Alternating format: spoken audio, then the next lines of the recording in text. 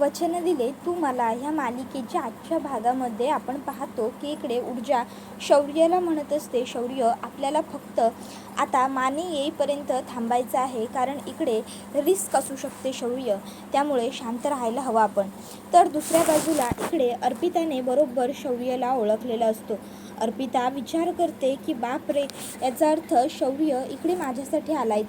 तर दुसऱ्या बाजूला इकडे आता एक मीडिया पटकन हर्षवर्धन शिर्केंना विचारते की साहेब, तुमच्या फॅमिलीला सुद्धा हे लग्न मान्य आहे का?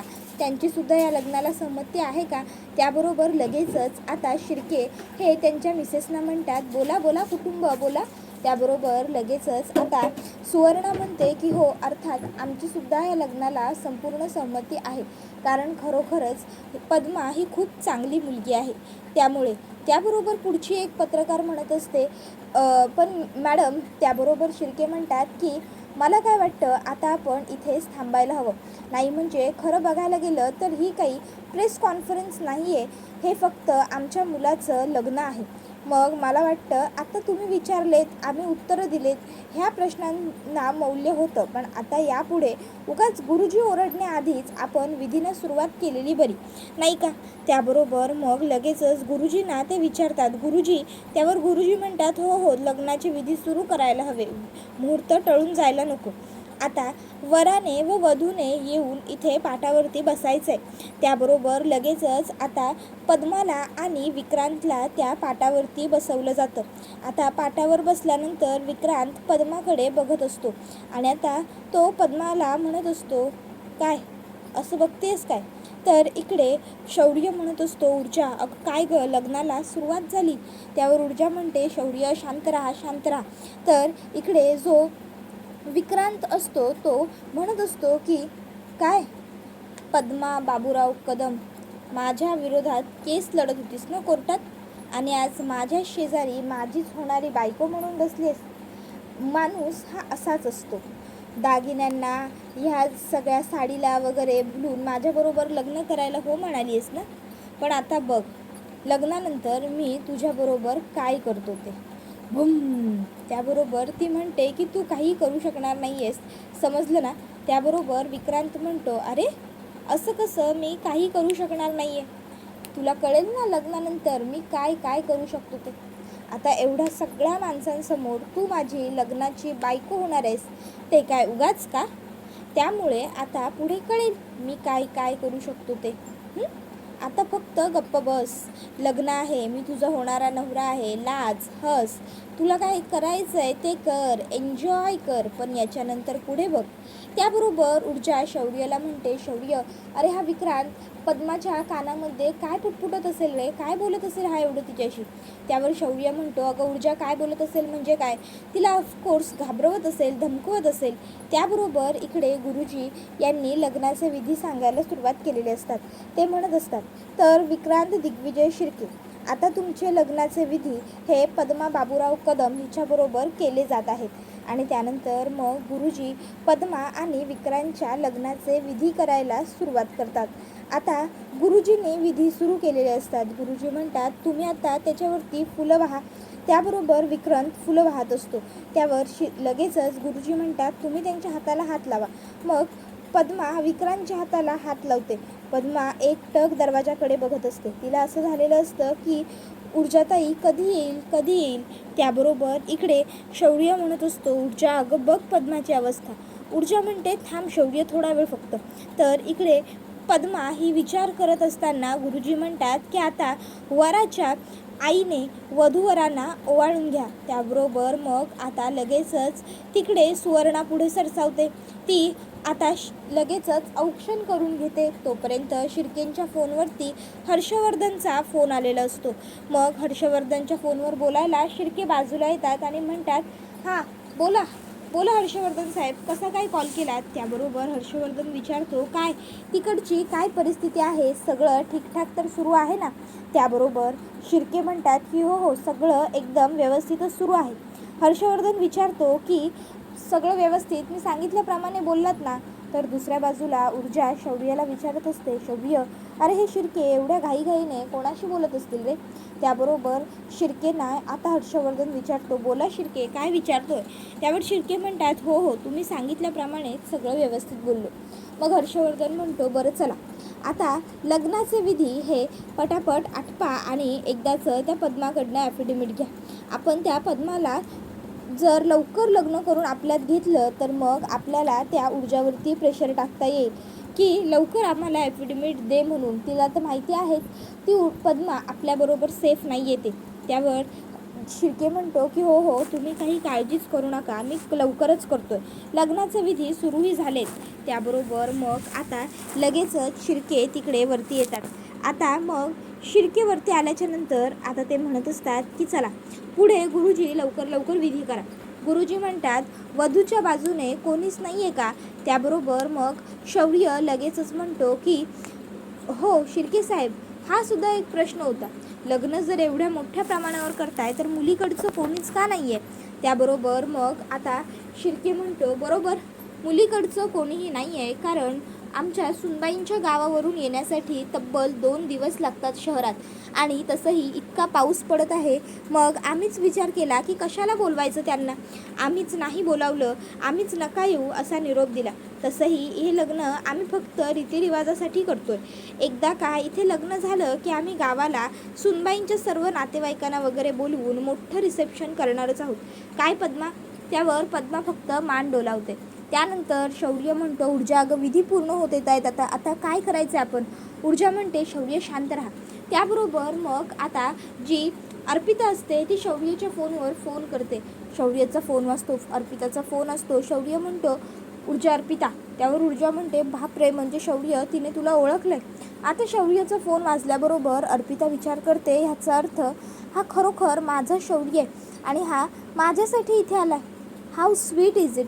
म्हणजे शौर्य माझ्यासाठी इतका वेळा पिसा आहे का की तो माझ्यासाठी या लग्नात सुद्धा आला, ते सुद्धा वेश बदलून.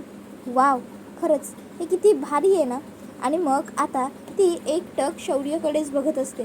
तर इकडे आता ऊर्जा शौर्याला सांगते, शौर्य तू फोन उचल आणि उगाच खोटा खोटा कानाला लाव. त्याबरोबर शौर्य म्हणतो, ऊर्जा अगं तू हे काय बोलतेस. ऊर्जा म्हणते, हो शौर्य उगाचच्या उगाच असं नाटक कर की तू जणू काही फोनवरती बोलतो आहेस. अर्पिताला असं कळता कामा नये की तुझा वाजत असलेला फोन शौर्याचा आहे. त्याबरोबर लगेचच आता शौर्य म्हणतो ठीक आहे आणि मग तो उगाचच फोन कानाला लावतो आणि म्हणत असतो, हां सरजी बोलिये. हां नाही जी सरजी. त्याबरोबर मग शौर्य हा ऊर्जाकडे बघतो. ऊर्जा म्हणते, शौर्य अर्पिता अजूनही तुझ्याकडेच बघते, चालू राहू दे. त्यावर शौर्य नाटक करत असतो. आता अर्पिता इकडे बघते आणि विचार करते की नाही, हा तर फोनवरती बोलायला सुद्धा लागला. शौर्य नाही आहे हा. नाही. मग अर्पिता पुन्हा एकदा विधींकडे बघते, पण आता तिच्या मनातली शंका जातच नसते. अर्पिता पुन्हा एकदा शौर्याच्या फोनवरती फोन करते. आता पुन्हा एकदा फोन आल्याबरोबर शौर्य म्हणतो, ऊर्जा अगं पुन्हा एकदा अर्पिताच फोन करते. ऊर्जा म्हणते, शौर्य आता काय करणार आहेस. शौर्य म्हणतो की ऊर्जा जर अर्पिताला कळलं ना तर खूप गडबड होऊन जाईल. तर अर्पिता इकडे आता शौर्यकडे बघू लागते.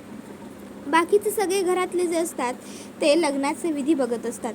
अर्पिता मात्र फक्त तिच्या फोनवरून शौर्याच्या फोनवरती फोन करते आणि शौर्यकडे एकटक बघत बसते. तर आता शौर्य आणि ऊर्जा हे दोघंही जण खूप जास्त घाबरलेले असतात. शौर्य म्हणतो, ऊर्जा अगं आपल्याला लवकर काहीतरी केलं पाहिजे, नाहीतर सगळीच गडबड होऊन जाईल. ऊर्जा. त्यावेळी ऊर्जा म्हणते, शौर्य अरे इथे काहीही करणं म्हणजे रिस्कच आहे, म्हणूनच मी इन्स्पेक्टर मानेंची वाट बघते. एकदा का माने इकडे आले ना की त्यानंतरच मग आपण काहीतरी करू शकतो, कळतंय का तुला. त्यावेळी मग शौर्य हा म्हणत असतो, ऊर्जा अगं पण. ऊर्जा म्हणते, शौर्य ऐक माझं, प्लीज थांब थोडा वेळ. त्यानंतर मग इकडे जी ऊर्जा असते ती आता टेन्शनमध्ये असते की आपण काय करायचं, कारण अर्पिता सतत शौर्यकडेच बघत असते. मग ऊर्जा शौर्याला म्हणते, शौर्य तू एक काम कर, तू थोड्या वेळासाठी इकडनं बाहेर जा. शौर्य म्हणतो, ऊर्जा अगं पण. त्यावर ऊर्जा म्हणते, हो शौर्य जर तू इथेच थांबलास ना तर मग इकडे सारखी सारखी अर्पिता तुझ्याकडे बघतच राहील आणि अर्पिताला शंका आली आहे हे तर आपल्याला आधीच कळतं आहे. इतक्यात पुन्हा शौर्याचा फोन वाजतो. ऊर्जा म्हणते पुन्हा अर्पिता. त्यावेळी शौर्य म्हणतो तू बघ ना, तुला अर्पिता दिसते आहे का फोनवरती. त्यावेळी ऊर्जा बघते आणि म्हणते नाही रे, अर्पिताच्या हातात तर मोबाईल नाही आहे. त्यावर मग लगेचच दुसऱ्या बाजूला इकडे आदित्य घरी आल्याबरोबर विजया आदित्यला विचारते, आदित्य, दिव्या कुठे? त्यावर आदित्य म्हणतो दिव्या मला नाही माहिती. त्यावर विजया म्हणते अच्छा, म्हणजे तुलाही माहीत नाही आहे का? ह्याचा अर्थ ह्या घरात काही व्हॅल्यूच नाही आहे का माझी? कोणीही येतं, कधीही जातं, घर आहे की धर्मशाळा? मला विचारावं, मला सांगावं जाताना बाहेर, असं तुझ्या बायकोला वाटलं नाही का? त्याबरोबर आदित्य म्हणतो आई आई आई शांत हो मॉम, शांत प्लीज, मलासुद्धा माहीत नाही आहे दिव्या कुठे आहे. त्यावर विजया म्हणते तोच तर माझा प्रॉब्लेम आहे, तुला माहीत नाही आहे. अरे माझं ठीक आहे रे, एक वेळेस माझं काय, मला मेलीला सांगितलं काय, नाही सांगितलं काय, पण तू तर तिचा लग्नाचा नवरा आहेस ना, मग तुला न सांगता ती अशी बाहेर जाऊच कशी शकते? की आता तुला तिच्याबद्दल हे सुद्धा ऐकून घ्यायचं नाही आहे? नाही, तुझं प्रेम आहे ना तिच्यावरती, प्रेम आहे तिच्यावर, तिला काही बोलायचं नाही, तिला काही बोललं की तुला वाईट वाटतं वगैरे वगैरे वगैरे, बरोबर ना? त्याचाच फायदा घेते ती. त्याबरोबर आदित्य म्हणतो मॉम तू शांत हो बरं, मी बघतो दिव्या कुठे आहे, मी दिव्याला फोन करून बघेन. त्याबरोबर ती म्हणत असते की तिकडे तुझं डॅड, त्यांनी मला काही नाही सांगितलं, ते निघून गेले. त्यांना भेटायला ही दिव्या गेली होती. म्हटलं ही आली की मी हिच्याशी बोलेन, हिला विचारेन काय झालं. तर हिचा अजून पत्त्याच नाही आहे, ही कुठे गेली आहे मला माहीतच नाही आहे. त्याबरोबर मग पुढे आदित्य म्हणतो बरं मला सांग, शौर्य आणि ऊर्जा कुठे आहेत? त्यावर विजया म्हणते म्हटलं ना मी, ह्या घरात कुणालाच माझी किंमत नाही आहे, मला सांगून जायला विसरली आहेत लोक, मीच उगाचच बिचारी आपली वाट बघत बसते, कधी कोण जाईल, कधी कोण येईल, मला कोण सांगतं, मला कोण नाही सांगतं. हो ना, उद्या जर तुझी बायको घरात आली नाही तर तू मलाच विचारशील ना माझी बायको कुठे आहे म्हणून. मग त्याबरोबर आदित्य म्हणतो मॉम अगं मी का विचारेन तुला असा जाब, मी विचारलं आहे का तुला कधीपर्यंत असं? त्यावर विजया म्हणते काय सांगता येतं, आत्ता विचारलं नाही आहेस, उद्या विचारशील, उद्या बायकोच्या प्रेमापोटी मला तू काही बोलू शकतोस ना. त्याबरोबर आदित्य म्हणतो मॉम अगं तू शांत हो ना. त्याबरोबर विजया म्हणते शांत कशी हो आदित्य, तुझी बायको न सांगता घरातून जातेच कशी? त्याबरोबर आदित्य म्हणतो मॉम मी तिला कॉल करतो आणि मी तिच्याशी बोलतो, प्लीज प्लीज तू उगाच एवढी भडकू नको, तू जरा रिलॅक्स राहा बरं. आणि राहिला प्रश्न तिचा, तर मी तिला कॉल करून ती कुठे आहे ते बघतो. त्यावर विजया लगेचच म्हणते कर लवकर फोन कर, ताबडतोबच कर, आणि हो तिला सांग की हे घर आहे, धर्मशाळा नाही, कधीही यावं कधीही जावं असा कारभार इथे चालणार नाही, समजलं ना? काय समजते ती मुलगी स्वतःला? त्यावेळी आदित्य म्हणतो की मॉम मी बघतो, तू जरा रिलॅक्स होशील का प्लीज, शांत हो तू. त्याबरोबर मग मात्र इकडे विजया म्हणते कोण कुठे जातं कोण कुठे नाही मला काहीच माहीत नसतं, आई आहे ना मी तुमची सगळ्यांची, मग मला सांगून जाणं ही तुमची जबाबदारी नाही आहे का? सगळेजण बहुतेक आता विसरलेत ही गोष्ट की मला सांगून जायला हवं म्हणून. असो, मला तर काही आता बोलायचंच नाही आहे, मी तर आता ठरवणारच आहे, उगाच कोणाची काळजी फार करायचीच नाही, सोडून द्यायचं, सगळं जे होईल ते होईल, मला काय करायचं आहे ना. तशीही माझी या घरात कोणाला किंमत आहे, उगाचच्या उगाच मीच आपली सगळ्यांच्या मागे लागलेली असते, मलाच काही कामधंदा नसतो, हो ना? त्यावेळी आदित्य म्हणतो मॉम प्लीज शांत होशील का? मी म्हटलं ना मी बघतो, मी खरंच सिरियसली बघतो, प्लीज. त्याबरोबर लगेचच हो चालू दे तुझं, बघ तू, एवढं बोलून विजया निघून जाते. आदित्य लगेचच दिव्याच्या फोनवरती फोन ट्राय करतो. दिव्या फोन उचलत नाही. आदित्य विचारात पडतो, आज दिव्या डॅडना भेटायला गेली. डॅड मी गाडीत तयार असतानाही मला निघून जा म्हणाले, माझं बाहेर काम आहे. विजया एवढी भडकली आहे म्हणजे शौर्य आणि ऊर्जासुद्धा बाहेर गेलेत. नक्कीच काहीतरी मोठी गडबड आहे, काहीतरी मोठं बाहेर सुरू आहे, पण जे मला माहीत नाही आहे. पण काय बाहेर असं काय घडत असेल जे मला माहीतच नसेल? तर इकडे लग्नाचं विधी आता पुढे जात असतात. गुरुजी म्हणतात वर वधूने उभे राहा आणि मध्ये अंतरपाठ धरायला आणखीन एका व्यक्तीने या. त्याबरोबर मग आता लगेचच इकडे पद्मा ही घाबरलेली असते. ती बिचारी घाबरलेल्या डोळ्यांनी ऊर्जाचीच वाट बघत असते. तर दुसऱ्या बाजूला इकडे अर्पिता ही मात्र एकटक शौर्याकडेच बघत असते. ती विचार करते हाच आहे माझा शौर्य. त्याबरोबर इकडे लगेचच शौर्य मात्र घाबरतो. तर अर्पिता पुन्हा शौर्याच्या फोनवर फोन करते. शौर्य ऊर्जाला म्हणतो ऊर्जा अगं. त्यावर ऊर्जा म्हणते 1 मिनिट थांब, मी अर्पिताकडे बघते. मग ऊर्जा अर्पिताकडे बघते. तिच्या हातात तिचा फोन कानाला लावलेला नसतो. ऊर्जा म्हणते, शौर्य अर्पिताने फोन कानाला लावलेला नाही आहे. तू एक काम कर, कानाला लाव आणि खोटं खोटं बोल. ओके, बरं चल चल चल ठीक आहे, मी ठेवतो. हां. आणि मग लगेचच आता तो असं म्हणत फोन खोटा कट करतो. त्याच्यानंतर मग इकडे अर्पिता जी असते ती पुन्हा फोन करते. पुन्हा शौर्याचा फोन वाजतो. आता कंटिन्यू तिने हे केल्यानंतर तिला कळून जातं की तिथे शौर्य आहे ते. तर दुसऱ्या बाजूला आदित्य जो असतो त्याने आता हर्षवर्धनला कॉल केलेला असतो आणि तो आता हर्षवर्धनला विचारतो की डॅड, मला सांगा दिव्या कुठे आहे हे तुम्हाला इन केस माहिती आहे का? त्याबरोबर हर्षवर्धन म्हणतो दिव्या. त्याबरोबर मग इकडे तो म्हणतो हो डॅड, दिव्या ती घरात सकाळपासून नाही आहे. मॉम खूप जास्त भडकली आहे. तुम्ही जेव्हा घरातून बाहेर पडला त्याच्या आधी ती तुम्हाला भेटली होती, तुमच्याशी बोलली होती असं मॉम म्हणते. कुठे आहे डॅड ती, तुम्हाला खरंच आयडिया आहे का? त्याबरोबर हर्षवर्धन म्हणतो हो माहिती आहे. हे बघ, कुणीही काही काळजी करण्याची गरज नाही आहे. ती एकदम व्यवस्थित आहे, सेफ आहे. मग तर झालं. त्याबरोबर मग मात्र आता इकडे आदित्य विचार करतो की काहीतरी गडबड नक्की आहे. तो म्हणतो डॅड तुम्ही कुठे आहात? त्यावर तो म्हणतो मी एका महत्त्वाच्या कामात आहे. आदित्य म्हणतो तुम्ही ऑफिसमध्ये आहात का डॅड? त्यावर हर्षवर्धन म्हणतो नाही, मी तुला सगळं घरी आल्यावर सांगेन, आपण घरी आल्यावर बोलूया. त्यावर ती म्हणते डॅड तुम्ही कुठे पाठवलं आहे दिव्याला? हर्षवर्धन म्हणतो घरी आल्यावर बोलू. आदित्य म्हणतो हे सगळं त्या विक्रांतच्या केसशी निगडीत तर नाही आहे ना? त्याबरोबर हर्षवर्धन घरी आल्यावर बोलू बोलत फोन कट करतो. इकडे आदित्य विचार करतो ह्याचा अर्थ पुन्हा दिव्या त्या सगळ्यात पडलीच. मी दिव्याला कितींदा सांगितलं होतं की त्या सर्व गोष्टींना हात लावू नको, त्या नसत्या गोष्टीत पडू नकोस. त्या पद्मा आणि त्या विक्रांतचंच तुझ्याशी काही घेणं देणं नाही आहे, पण ही मुलगी माझं का ऐकत नाही, मला काहीच कळत नाही. तर दुसऱ्या बाजूला इकडे शौर्य ऊर्जाला म्हणतो ऊर्जा अगं आता काय करणार आहोत आपण?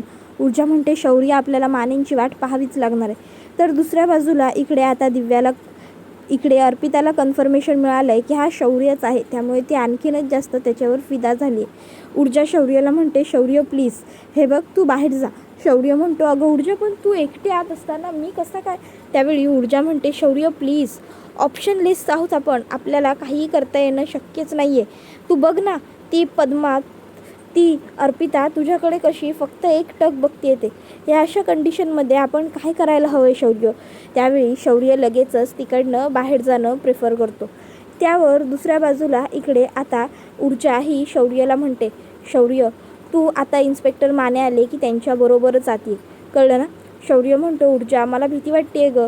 अगं लग्नाचे विधी पुढच्या क्षणी पूर्ण झाले मग.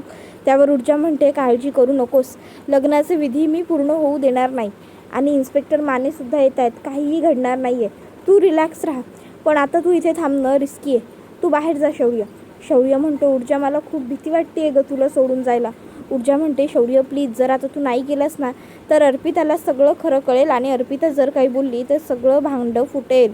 त्यानंतर शौर्य तिकडनं निघून चाललेलं असताना अर्पिता मागून विचार करते अरे हा शौर्य कुठे चाललाय? अर्पिता जोरात ओरडते शौर्य थांब, कुठे चाललायस? त्याबरोबर शौर्य जागेवरच स्तब्ध होतो. सगळे लोक आता तिकडे बघू लागतात. शिर्के, सुवर्णा, त्याचबरोबर आता पद्मा, विक्रांत सगळेच. आता सगळ्यांनाच प्रश्न पडतो की शौर्य, येथे शौर्य कुठे? त्याबरोबर इकडे जो शौर्य असतो तो सुद्धा जागेवरतीच थांबलेला असतो. शौर्य आता खूपच जास्त घाबरलेला असतो. मागे ऊर्जा मनातल्या मनात म्हणत असते शौर्य नाही, ही चूक करू नको शौर्य, अरे तू जात राहा पुढे, तू शौर्य नाही आहे शौर्य, पुढे जा. त्यावेळी शौर्यसुद्धा इकडे विचार करतो की नाही, मी कशाला थांबतोय, माझा काय संबंध, मी थोडीच ना शौर्य आहे, मी जायला हवं, मी थांबायला नको. आणि मग शौर्यसुद्धा तिकडनं पुढे चालायला लागतो. त्याबरोबर मग पुन्हा एकदा अर्पिता हाक मारते शौर्य, अरे मी तुझ्याशी बोलते, तू कुठे जातोयस? त्यावेळी लगेचच शौर्य हा शांत राहतो. तर आता शिर्के साहेब हे तिकडे अर्पिताच्या मागून पुढे सरसावतात आणि लगेचच म्हणतात पकडा त्याला. त्याबरोबर लगेच शिर्केंची माणसं शौर्याला पकडतात. शौर्य म्हणतो ओ जी क्या चल रहा है, ये छोडो मुझे. त्यावेळी मग त्या ठिकाणी शिर्के येतात. शिर्के म्हणत असतात की तू आता आपल्याला लगेच कळेल हा शौर्य आहे की हा पाजी आहे ते. आणि मग लगेचच आता शिर्के हे शौर्याची दाढी काढायला हात पुढे सरसावत असताना शौर्यच डोक्यावरची पगडी खोलतो आणि तो शौर्य आहे याची कबुली देतो. त्यावर शिर्के म्हणतात याचा एक कॅमेरामनसुद्धा होता काय? मग अमित शहाजी, नमस्ते त्यावेळी ऊर्जा डोक्यातला वेग, मिशी दाढी सगळं काढते आणि शिर्केंकडे रागाने बघू लागते. त्याबरोबर हा व्हिडिओ इथेच संपतो. व्हिडिओ आवडला असेल तर लाईक करा.